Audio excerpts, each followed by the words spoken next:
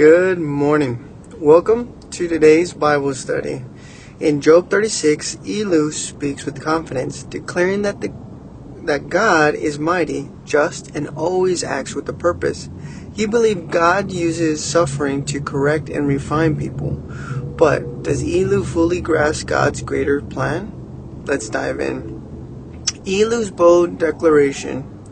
Elihu, standing firm, proclaims, "Bear with me a little longer, and I will show you that God has yet more to say." He claims to speak to God on God's behalf, offering wisdom Job's other friends failed to give. God is mighty, but despised no one.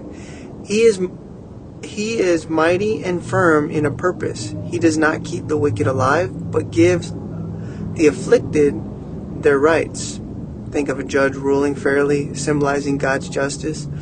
Elihu insists that God is always just. He punishes the wicked and rewards the righteous. But argument assumes that suffering is always a sign of discipline.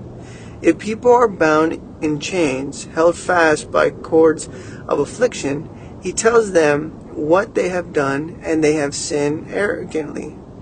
If they obey and serve, they will spend the rest of their days in prosperity. Elihu believes that God allows suffering to teach and correct. And while this is sometimes true, he does not consider that Job's suffering may have a deeper purpose: God's power over creation. Elihu shifts to describing God's power. How great is God beyond our understanding? He draws up the drops of water, which distills as rain, and to steams and streams. The clouds pour down their moisture, and abundant showers fall on mankind. Picture rain falling on dry land, beginning to renew. He sees God's power in nature, the rain, the thunder, the lightning, and he declares, listen to the roar of his voice, the rumbling that comes from his mouth. He unleashes his lightning beneath the whole heaven and sends it through the ends of the earth.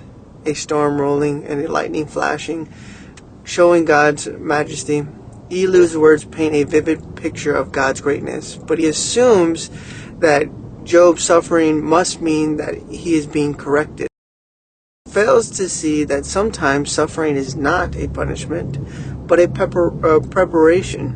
In Job 36 reminds us that God is just, powerful, and full of wisdom beyond our understanding. But it always challenges us to be careful when we see others suffering. We should not be quick to assume why.